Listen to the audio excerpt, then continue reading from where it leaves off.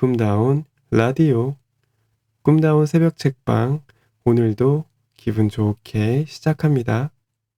속도를 만들어라. 포기의 유혹으로부터 자신을 가장 잘 지킬 수 있는 방법들 중 하나는 추진력을 유지하는 것이다. 추진력이 높은 사람은 외부 환경과 조건에 그다지 간섭을 받지 않는다. 낯설고 새로운 상황에 맞닥뜨려도 그것에 별 영향을 받지 않는다. 그렇다면 추진력이란 정확히 무엇인가? 달리는 기차를 예로 들어보자. 시속 200km로 선로 위를 질주하는 기차를 멈춰 세울 수 있는 방법은 무엇일까? 제 아무리 담장을 두껍게 쌓아 막아놓는다 하더라도 기차는 가볍게 그것을 뚫고 맹렬하게 질주할 것이다. 왜냐하면 폭주하는 기차는 추진력을 갖고 있기 때문이다.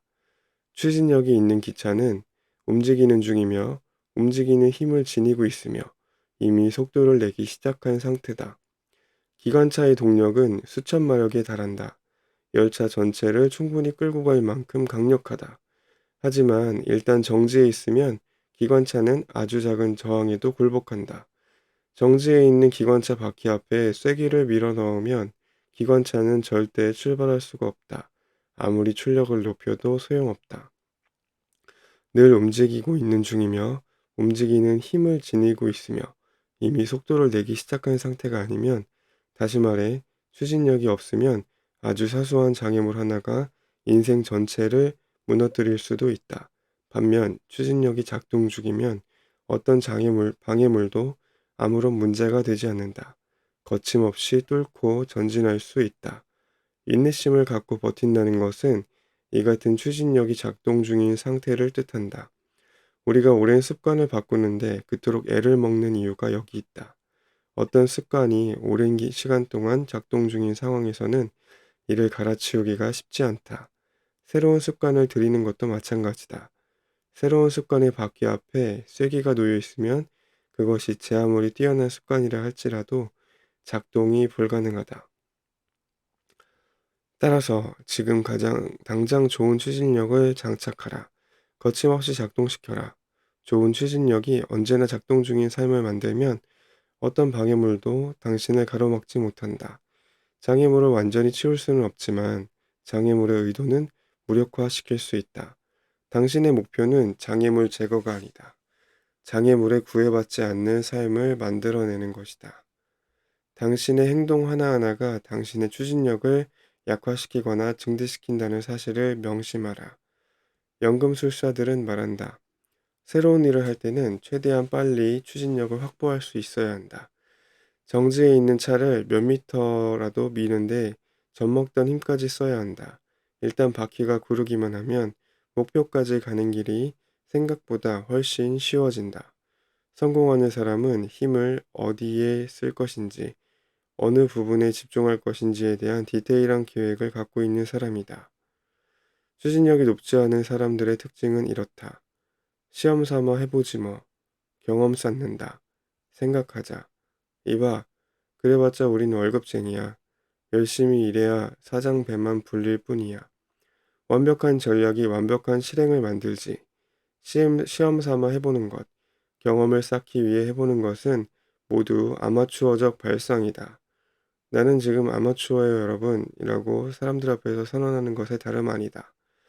좋은 결과를 얻지 못해도 이해해달라고 부탁하는 자기 변명에 불과하다. 어떤 일을 하든 가장 먼저 해야 할 것은 전력을 다하는 것이다. 자동차가 어디로 굴러갈지는 일단 바퀴를 굴려놓은 다음 그 방향을 살피면서 결정해도 늦지 않다. 많은 사람들이 최선을 다했지만 이란 말을 습관처럼 입에 달고 산다. 하지만 최선을 다한 사람, 있는 힘을 모두 쏟은 사람은 이런 말을 하지 않는다. 다시 강조하지만 결과는 아무도 모른다. 즉, 결과는 두려움의 대상이 아니라 미지의 대상이다. 결과가 어떻게 될지 아무도 모르는 일을 한다는 건 무모하고 두려운 시도가 아니라 흥미진진한 모험이다. 어떤 경우에도 시험 삼아, 경험 삼아 해보겠노라 말하지 마라. 그런 사람은 두터운 신뢰를 받지 못한다. 연금술사들은 말한다. 우리에게 가능한 것은 오직 두 가지 중에 하나다. 뭔가를 하거나 아무것도 하지 않거나. 시험 삼아 해본다는 것은 아무것도 하지 않는 것이다. 뭔가를 하는 사람은 성공을 기대한다. 뭔가를 시험 삼아 해보는 사람은 뭔가 방해물이 끼어들기를 기다리는 것 뿐이다. 아무리 열심히 일해도 월급쟁이일 뿐이라는 체념처럼 인생에서 또 나쁜 게 있을까? 만일 이런 생각으로 지금 직장을 다니고 있다면 반드시 퇴사해 다른 일을 찾아야 한다. 앞에서도 말했지만 성공하는 사람은 모두 자기 일을 하고 있는 사람이다. 자기 일에 집중하고 있는 사람은 언젠가 기어이 눈에 띈다. 세상은 그런 사람을 발탁해 왔다. 성공의 역사를 훑어보면 이는 망고불변의 진리다. 연금술사들은 또 이렇게 말한다. 추진력은 항상 뜻밖의 결과를 창출한다. 결과는 살아 움직이는 생물이다. 언제든 변한다. 따라서 개별적인 결과에 너무 초점을 맞출 이유가 없다. 일의 시작점에서 예측한 결과치는 의미 없는 경우가 대부분이다. 결과가 아니라 추진력에 집중하라. 같은 일을 하더라도 추진력이 높은 사람이 추진력이 낮은 사람보다 훨씬 더 드라마틱한 결과를 끌어낸다. 추진력을 확보해 놓으면 평범한 사람들에게는 보이지 않는 방법과 길이 나타난다. 전략은 추진력을 통해 보강, 수정, 개선, 발전되어 나간다. 전략과 추진력은 서로 독립적이지 않다. 전략을 통해 추진력을 통해 전략을 완성해 나가는 상호 보완적 관계다. 추진력은 우리가 원하는 방향으로 스스로 나아가게끔 인도한다.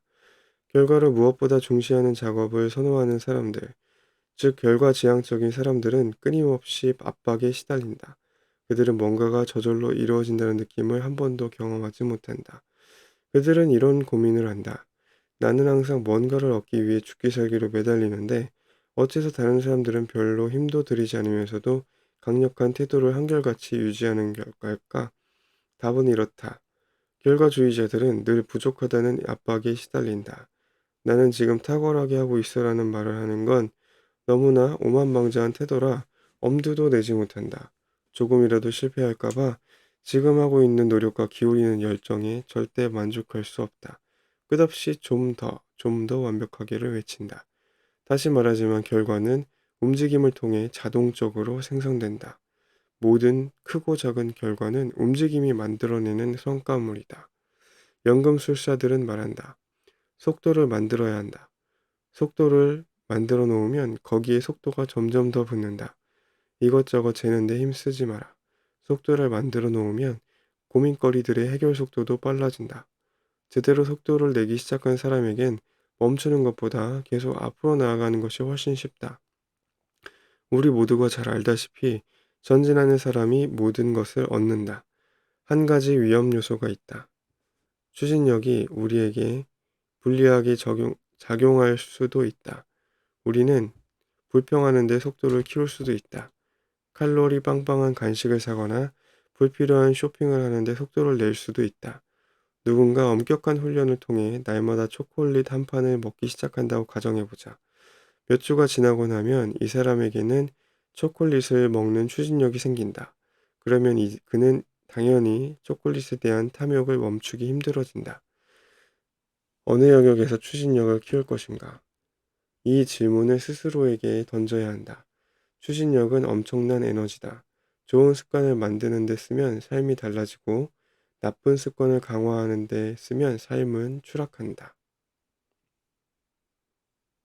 5분 후를 결정하라. 추진력을 안정적으로 유지하려면 탄탄한 정신적 근육을 만드는 엄격한 훈련을 쌓아가야 한다. 인간은 더 많이 연습할수록 더 능숙해진다. 더 능숙해질수록 결과는 더 좋아진다. 결과가 더 좋아질수록 더 큰 동기가 부여된다. 더 큰 동기가 부여될수록 더 많은 자신의 일을 하고 더 큰 추진력을 얻게 된다. 하지만 우리 모두는 안다. 엄격한 훈련을 우리가 치과의사나 설사만큼이나 지독히도 싫어한다는 것을. 하지만 앞으로 나아가려면 엄격한 훈련이 필수다. 추진력이 생기기 전까지 우리에게는 즉각적인 즐거움과 장기적 보상이라는 두 가지 선택권이 주어진다. 한 가지 좋은 소식은 싸움을 영원히 계속해야 하는 건 아니라는 것이다. 엄격한 훈련은 새로운 습관이나 추진력이 자리 잡을 때까지만 필요하다. 연금술사들의 말을 빌리면 3에서 6주면 우리는 좋은 속도를 만들어낼 수 있다. 속도가 만들어지고 난 뒤에는 어렵게 느껴졌던 모든 것이 한결 쉬워진다. 엄격한 훈련으로 만들어진 속도를 통해 우리는 힘겨웠던 일이 즐거운 일이 되는 매직을 경험한다. 조깅을 예로 들어보자. 첫째, 출발 단계다. 앞에서 말했듯 이 단계는 3에서 6주가 걸린다. 조깅을 위해 아침 일찍 자리에서 일어나려는 자신과의 지루한 싸움이 반복적으로 벌어진다. 둘째, 추진력이 점점 축적되는 단계다. 아침에 눈을 뜨면 당연하다는 듯 운동화를 신게 된다. 하지만 아직 매일은 아니다. 일주일에 닷새는 자동적으로 운동화를 신고 나머지 이틀은 엄격하게 마음을 다잡아야 운동화를 신는 데 성공한다. 하지만 엄격하게 마음을 다잡아야 하는 경우가 첫 번째 단계만큼 빈번하지는 않다. 일단 달리기를 시작하고 나면 어느덧 자신도 모르게 달리기를 즐긴다. 바로 이 상황이 처음 몇 주 동안과 비교할 때 크게 다르다. 세 번째 단계는 약 1년 후에 본격 시작된다. 이제 당신은 아침마다 잠이 덜 깨 비틀거리더라도 자동적으로 운동화를 신는다. 심지어 조깅을 할 것이라는 기쁨에 잠을 깨기도 한다. 한 달에 한두 번 정도는 여전히 괴롭긴 하다. 엄격하게 마음을 다잡아야 문밖을 나설 수 있다. 성공하는 사람들은 항상 이 세 번째 단계에 도착하고 이 수준을 평생 유지한다. 가끔씩 엄격한 훈련이 필요하지만 대부분의 날에는 좋은 추진력이 자동적으로 유지된다. 그렇다. 적절한 추진력이 구축된 후에는 유지가 중요해진다. 조깅의 예에서 보았듯 유지를 위해서는 가끔씩 엄격한 규율을 적용하면 된다. 확보해 놓은 추진력이 유지를 위해 쓰는 힘보다 훨씬 많은 힘을 당신에게 제공한다. 독일의 한 기업이 수백만 유로에 달하는 거액을 신상품의 홍보 활동에 지출한 적이 있다. 홍보 마케팅은 성공적이었고 매출은 급상승했다. 그럼에도 그 기업은 계속해서 막대한 홍보비를 쓰는데 주저함이 없었다. 한 경제신문 기자가 그 기업 CEO에게 물었다. 일단 회사의 상품이 소비자 사이에서 연착륙한 것 같은데 계속해서 공격적으로 홍보를 하시는 이유가 무엇입니까? 비용을 절감해 이익을 극대화해야 하는 상황 아닌가요? CEO가 콧웃음을 쳤다. 연착륙이요? 연착륙을 하려면 먼저 비행기를 공중에 띄워야 하죠. 여기에 막대한 에너지가 공급되어야 합니다. 비행기가 공중에 뜬 다음 일정 시간이 흐르면 안전벨트 착용 표시등이 꺼지고 편안하게 목표를 향해 나아가게 됩니다. 이때 에너지 공급을 멈추고 비행기 엔진을 끄면 어떻게 될까요? 급전, 급전직하 추락하면서 연착륙은커녕 비상착륙에도 실패하게 되죠. 우리가 만든 신상품의 초기 반응을 위해 수백만 유로를 쓰는 것과 목표를 향해 나가는 지금 수백만 유로를 쓰는 것은 완전히 다른 차원의 비용 집행입니다. 처음에 수백만 유로를 쓰는 게 무척이나 힘든 결정이었지만 지금 수백만 유로를 쓰는 건 즐겁고 행복한 의사결정입니다. 공급할 에너지가 없어 어쩔 수 없이 엔진을 꺼야 하는 상황이 아니니까요. 에너지만 계속 공급하면 부드럽게 착륙할 수 있다는 것을 잘 알고 있으니까요. 추진력은 눈송이를 굴리는 일이다. 처음에 작은 눈뭉치를 산 아래로 굴리는 데는 시간과 노력이 든다. 하지만 눈뭉치가 눈덩이가 되어 굴러가기 시작하면 잘 살펴보라. 눈덩이는 굴러가면서 계속 커지고 커져 주변의 모든 사물을 덮칠 것이다. 모든 것을 쓸어가며 계속 굴러간다. 성공하는 사람들, 멘탈의 연금술사들은 추진력을 높이기 위해 전력을 다해 일한다. 의미 있는 일을 시작하기 위해서는 많은 시간과 노력이 요구된다. 하지만 일단 일이 진행되기 시작하면 당신 외에 그 누구도 그 무엇도 그 일을 중단을 시킬 수 없다. 사실 우리는 포기를 밥 먹듯 한다. 나의 코치는 늘 이렇게 말했다. 흔히 인생을 마라톤에 비유하지. 맞아, 인생은 장거리 달리기지. 수없이 많은 단거리 달리기로 이어진 장거리 달리기 말일세. 우선 100m만 잘 뛰면 되는데 처음부터 수십 킬로미터를 뛸 생각을 하니 자꾸 포기하고 싶어 하는 거지. 100m만 잘 뛰어도 좋은 추진력이 생길 텐데 우리는 쉽게 포기한다. 목표를 향해 잘 뛰고 있다가도 납득할 수 없는 이유로 포기하는 경우도 허다하다. 무엇보다 우리는 목표를 너무 먼 곳에 둔다. 가장 경계해야 할 것은 좀비처럼 일하는 것이다. 포기한 것도 아니고 속도를 붙이는 것도 아닌 아무 영혼 없는 움직임으로 하루를 보내는 사람이 되는 건 최악이다. 연금술사들은 말한다. 5년 후가 아니라 5분 후에 내가 어떤 사람이 될 것인지를 결정하라. 거창할 필요 없다.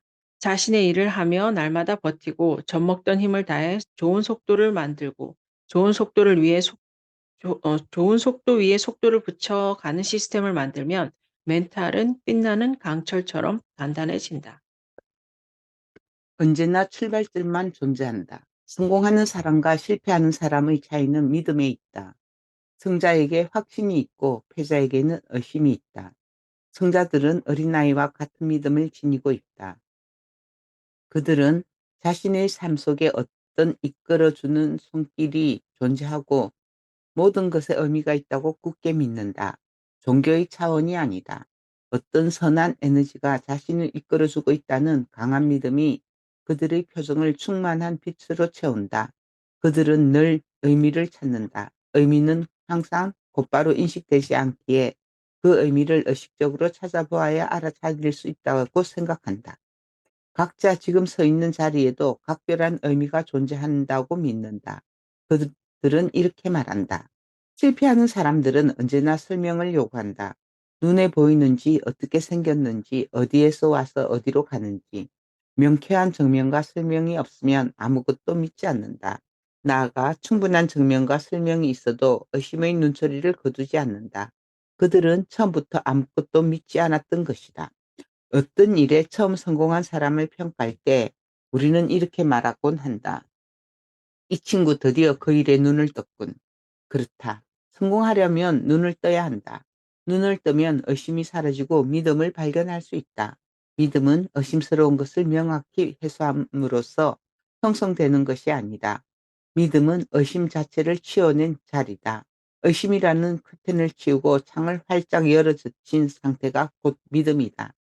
눈을 뜨고 생각해보면 지금 당신이 읽고 있는 이 책이 앞에서 말한 이끄는 손길일 수도 있다. 지난 시간을 후회와 아쉬움 속에 떠올리지 말고 하필 내가 왜 이 책을 지금 읽고 있는지에 집중해보라. 모래사장에서 사금을 캐듯 이 책에서 당신에게 유용할 의미들을 몇 가지라도 찾아보라. 의심은 지루하다. 재미가 없다. 의미를 찾는 것은 흥미롭다. 집중력이 자연스럽게 좋아진다. 의심은 쉽게 지치게 만든다. 의미를 찾는 작업은 생산적인 피로감을 제공한다. 의심을 거듭하는 것보다 의미를 찾고 믿음을 회복하는 것이 우리를 버티게 만든다. 연금술사들은 말한다. 실패하는 사람들은 모든 것을 의심하면서 오직 하나만은 철석같이 믿는다. 불행이다. 자신을 불행의 희생자로 포지셔닝하는 사람은 행운을 발견할 수 없다.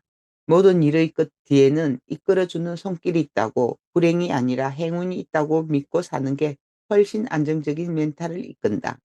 불행을 믿을 것인지 행운을 믿을 것인지는 물론 전적으로 당신에게 달려있다. 나아가 다음의 사실을 인식하는 것도 포기하지 않고 버티는 데 큰 도움을 준다. 나는 우주의 중심이 아니다. 우주의 중심은 우주다. 나와 당신, 우리가 아니다. 지금 우리가 당면하고 있는 두려움과 걱정은 그저 산들바람에 불과하다.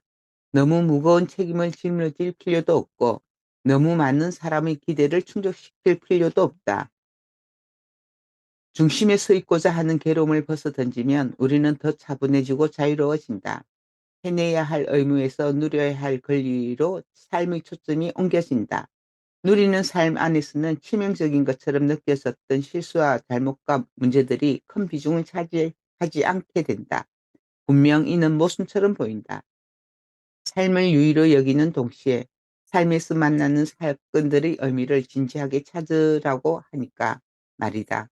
핵심은 가볍게 살라는 것이다. 진지한 목적을 추구하면서도 얼마든지 가볍게 살 수 있다. 삶과 건강한 간격을 유지하면서 필요할 때마다 집중력을 발휘하는 것. 그것이 아마도 우리가 추구해야 할 궁극적인 목표일 것이다. 힘겹고 무겁게 살기 위해 노력하는 사람은 없다.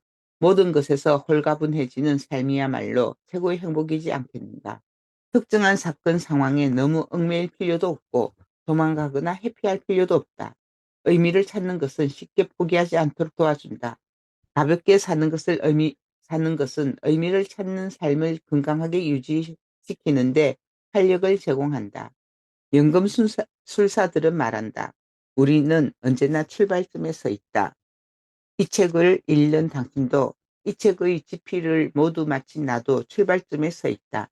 삶에는 언제나 출발점만 존재한다는 사실에 눈을 뜨면 우리는 무엇이든 시작할 수 있다. 인생에 늦은 때란 없으며 포기하지 않고 버티면 반드시 삶이 우리에게 가르치는 보석 같은 의미를 발견할 수 있다. 눈을 뜨라. 우주의 수많은 것들이 당신을 기꺼이 도울 것이다. 어려울 때 내게 큰 힘이 주었던 영화 스타워즈의 메시지를 당신에게도 선물한다. 포스가 함께 하기를. 포기하지 마라. 포기만 이겨내면 아무것도 당신을 저지하지 못한다. 능력을 최대한 발휘하는 사람이 될 수 있다. 인내심이 당신과 함께 하기를.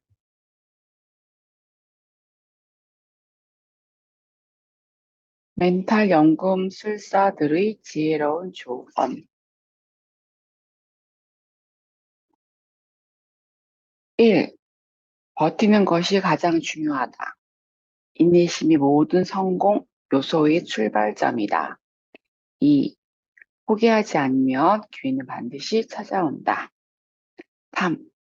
포기를 듣기 좋은 말로 절대 미워하지 않는다.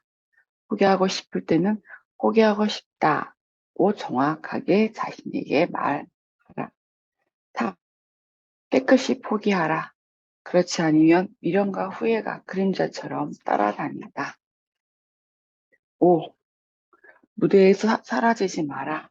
그러면 기어이 당신을 알아보는 관객을 만날 것이다. 6.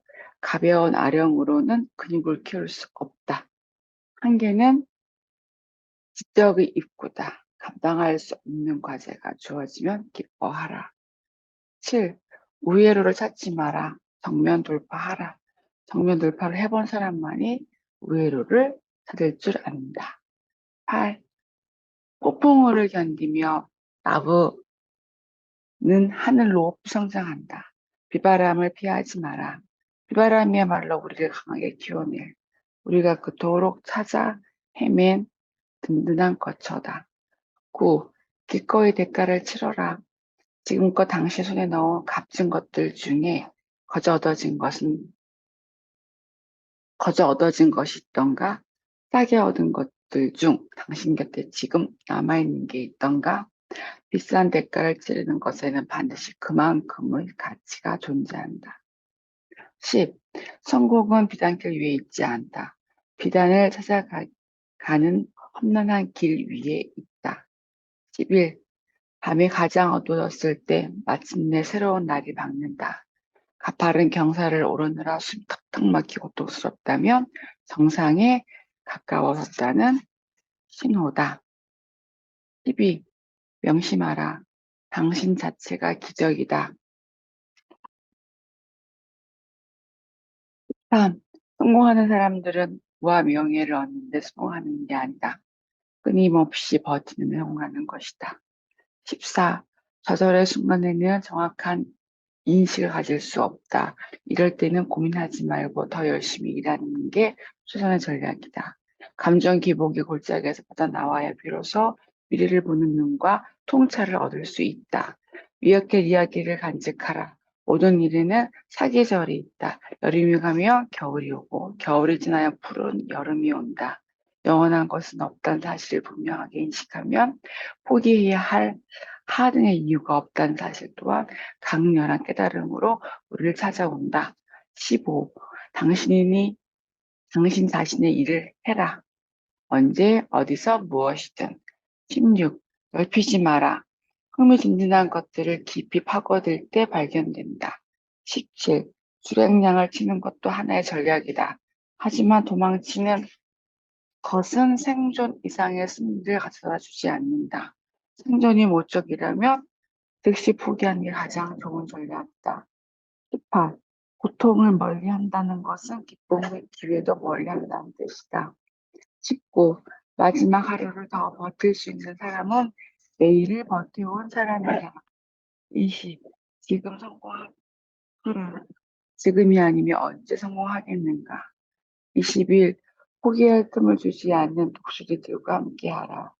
22. 포기하는 사람은 정말 최선을 다해 포기할 준비를 한다. 23. 모르는 척 하지 마라. 외면하지 마라.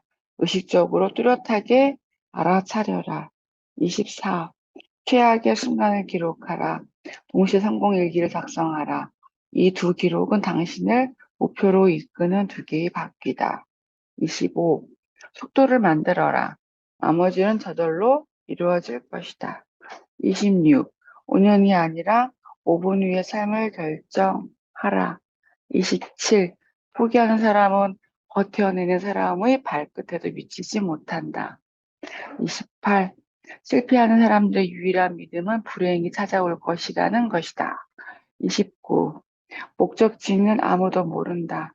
우리는 언제나 출발점에 서 있을 뿐이다. 30. 인내심이 당신과 함께 하기를. 두려움의 용을 쓰러뜨려라. 리스트를 만들어라. 인내심은 우리 삶의 기초 체력이다. 하지만 인내심을 갖고 버틴다고 해서 모든 일이 저절로 굴러가지는 않는다. 특정한 진로를 결정했을 때는 기다렸다는 듯이 문제들이 나타난다. 숙고와 결단 전에는 보이지 않았던, 짐작도 못했던 난관들이 차례차례 모습을 드러낸다. 이것이 곧 인생에서 걱정과 두려움이 사라지지 않는 이유다. 목표까지 가는데 소요되는 비용을 걱정하며 밤잠을 설친다. 건강이 뒷받침해줄지도 고민거리다. 언젠가는 창업이나 독립을 해야 할 텐데 나를 도와줄 사람과 투자자들이 있을지 생각하면 골치가 지끈지끈하다. 당장 내일 출근하면 맞닥뜨려야 할 상사가 뭐라 할지 걱정이다. 거래처와의 미팅은 잘 끝날 수 있을까? 아이 유치원 학예회 참석은 어떻게 하지? 지금 걱정을 그만두면 새 직장을 얻을 수 있을까? 걱정은 인간을 무력하게 만든다. 무력감은 모든 것을 파괴한다. 걱정과 두려움은 파괴적인 힘을 지니고 있다. 흔히 우리는 동료에게 이렇게 말하곤 한다.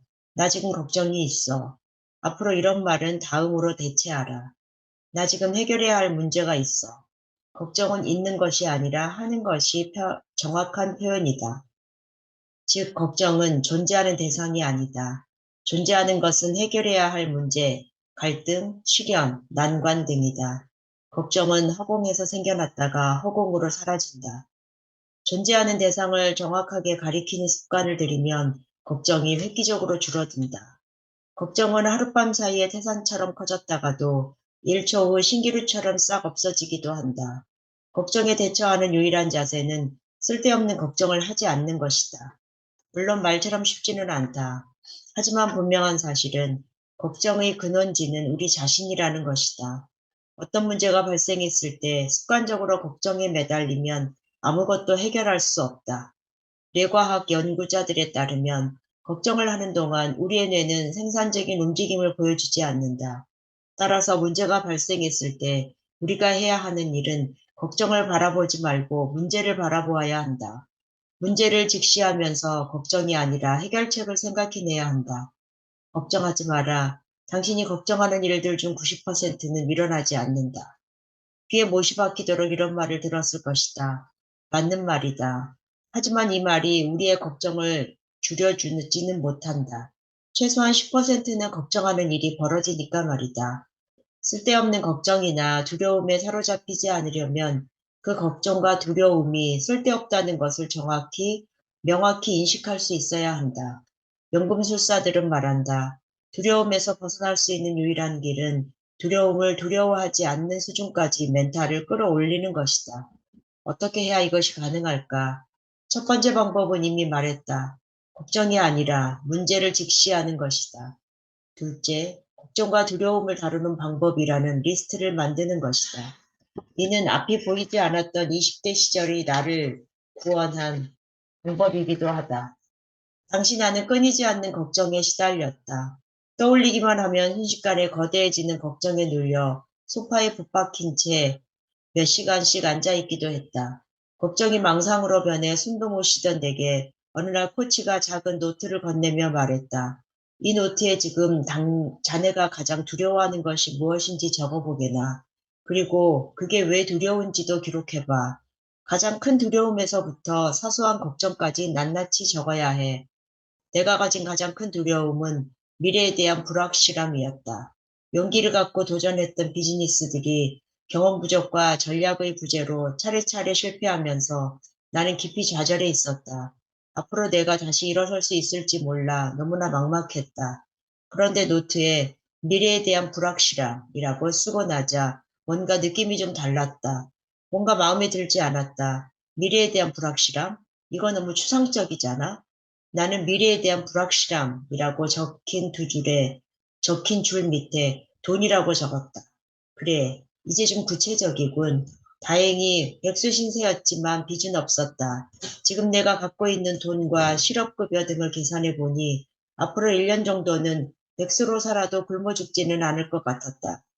당장 일을 하지 않고도 1년 정도 내 앞날에 대해 숙고할 수 있는 시간이 있다고 생각하니 그토록 어둡던 마음에 살짝 전등이 켜지면서 약간의 여유가 생겼다.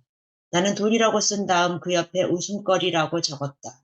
별 경험도 없고 안정적인 투자금도 확보하지 못한 상태에서 사업을 하겠노라 큰소리 빵빵 쳤다가 한없이 쪼그라든 나를 내가 아는 모든 사람이 손가락질하며 비웃는 것 같았다.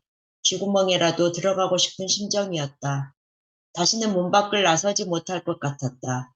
웃음거리, 조롱거리가 될 걸 생각하니 이루 말할 수 없이 참담한 심정이었다.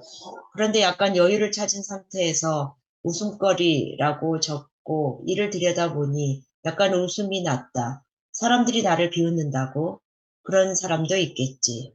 하지만 그런 사람은 앞으로 내 인생에 도움이 되지 않을 테지. 안 만나면 그만이지 않은가? 나를 진심으로 걱정하고 격려해주고자 하는 사람들도 있을 거야. 앞으로 그들을 다시는 실망시키지 않으면 되지 않았는가? 않겠는가? 이참에 내 사람이 될 수 있는 사람과 내게 도움이 전혀 되지 않는 사람의 목록을 확실하게 정리해보자. 타인의 조롱에서 평생 못 벗어날 것 같았던 두려움이 빠른 속도로 사라지고 그 사라진 자리를 대신해 앞으로 어떻게 할 것인지에 대한 구체적인 실행안들과 결의가 떠올랐다.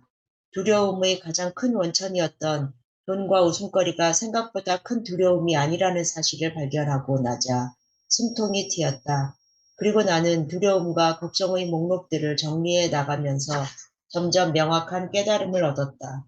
두려움 때문에 꼼짝도 못하는 상황이라도 꼭 여유를 먼저 챙기자. 여유. 한 걸음 물러나서 보면 두려움은 쓰러뜨리기 좋은 상대였다.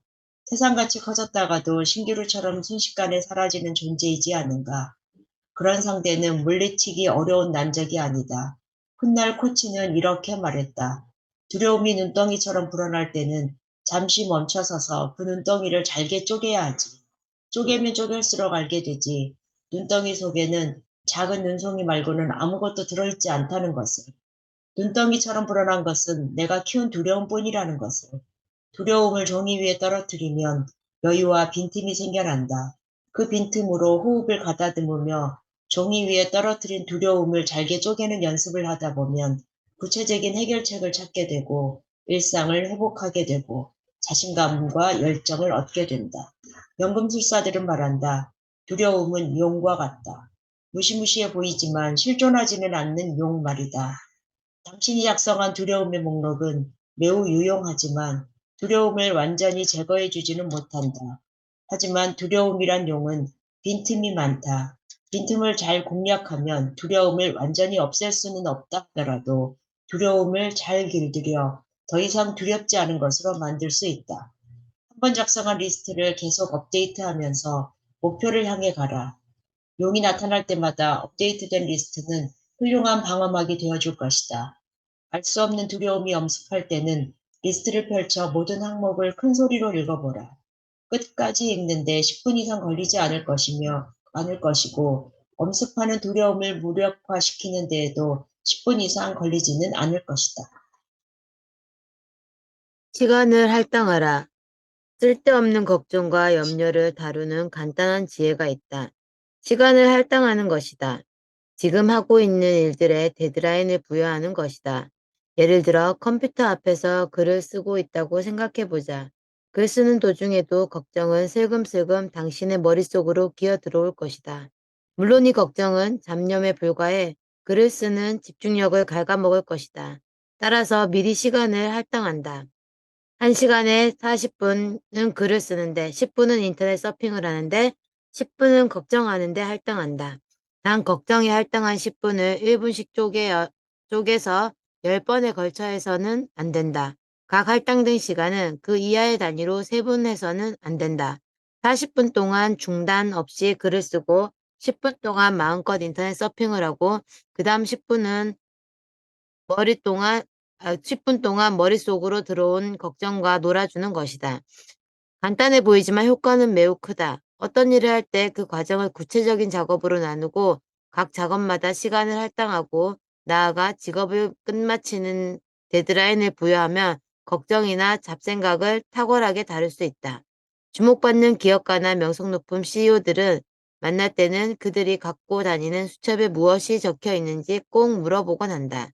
그러면 대부분 수첩이나 노트들에는 각종 스케줄이 빼곡하게 차 있는데 일반 사람들과는 확연히 다른 한 가지가 눈에 띈다. 평범한 사람들의 스케줄러는 대체로 해야 할 일 목록을 채워져 있다. 이는 CEO들도 마찬가지다. 다만 그들의 스케줄러에는 해야 할 목록들 옆에 마감 시간이 찍혀 있다. 그들은 이렇게 말한다. 단순히 해야 할 일만 적어 넣으면 점점 일이 쌓이는 것 같은 압박감을 느낀다. 그런데 그 옆에 언제까지 그 일을 할 것인지 시간을 할당해 놓으면 해야 할 일이 아니라 해결할 일이 더 많아지는 느낌이다. 이는 성취감마저 느끼게 하고 알차게 살고 있다는 뿌듯함을 준다. 데드라인을 설정하는 것은 할당할 시간 내에 그 일을 끝마치라는 것이 아니다. 해야 할 일의 진도를 구체적인 숫자를 통해 확인하면 집중력이 좋아지고 건강한 압박감을 느끼게 된다. 눈에 보이지 않는 것들을 눈에 보이게 만들면 생산성과 효율이 획기적으로 증가한다. 우리 모두가 잘 알고 있다시피 걱정은 우리가 마땅히 해야 할 일을 하지 않고 있을 때를 파고든다. 시간을 할당하고 데드라인을 설정하면 하는 일에 촘촘한 체계와 탄탄한 긴장감이 생겨나 걱정과 잡념이 파고드는 길을 봉쇄할 수 있다. 두려움과 걱정은 우리에게서 중요한 시간을 빼앗는다. 한 걸음조차 앞으로 나아가지 못하게 만든다. 끝없이 미루게 만들고 모든 의미 있는 약속과 결심, 의지를 깨뜨린다. 시간을 할당해 두려움과 걱정을 한 곳으로 몰아넣어라. 한 곳에 몰아넣으면 그것들을 통제하는 것이 가능해진다. 두려움을 통제하는 사람은 포기하지 않는다. 여기까지 해야 되겠죠? 아니요? 한 개 더 하실래요? 네. 네. 누가 두려움의 용어를 보냈는가? 또 짧아요, 마침. 당신은 알고 있다. 지금껏 당신이 모든 일을 무탈하게 진행해 왔다는 것을. 그래서 당신은 또 알고 있다. 다음 과제도 잘 해낼 것이라는 것을. 지금 당신의 고민거리가 얼마나 심각한 것이든 간에 잠시 멈추고 감사한 마음으로 삶을 돌아보라. 당신은 지금껏 어떤 일들을 해냈는가? 지금 당신은 무엇을 소유하고 있는가?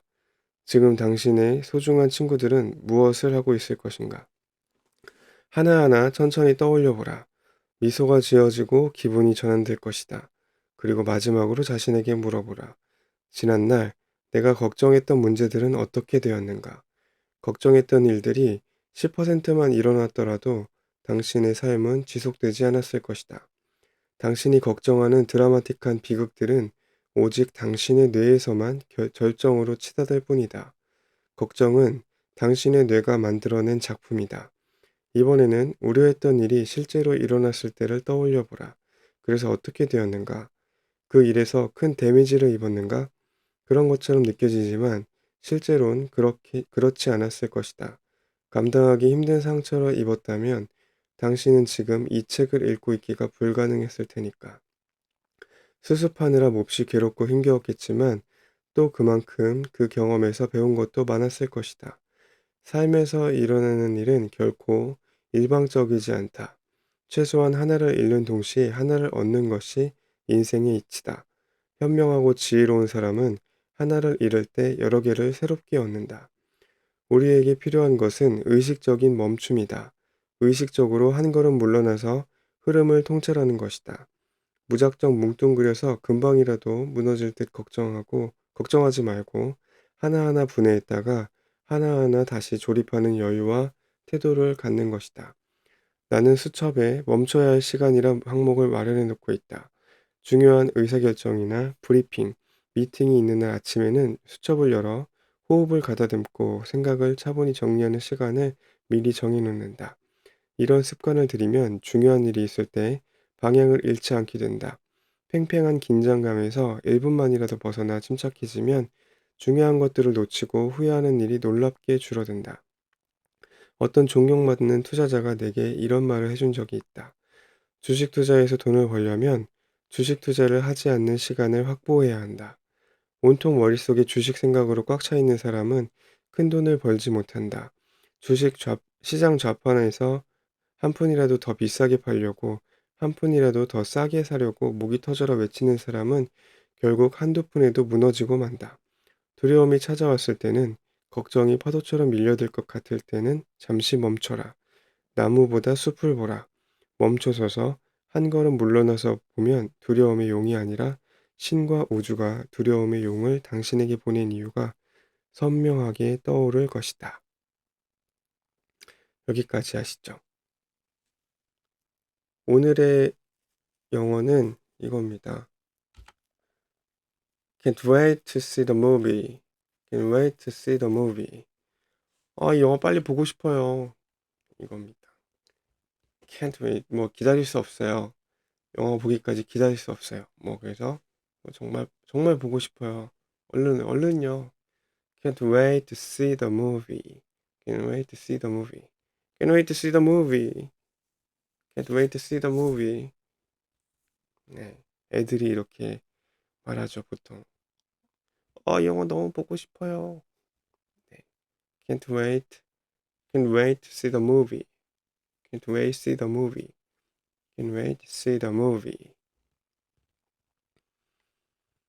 네, 그러면 사진 찍겠습니다. 준비되셨나요? 자, 하나, 둘, 셋. 네. 좋습니다. 원샷. 공선 1호. 수고하셨습니다.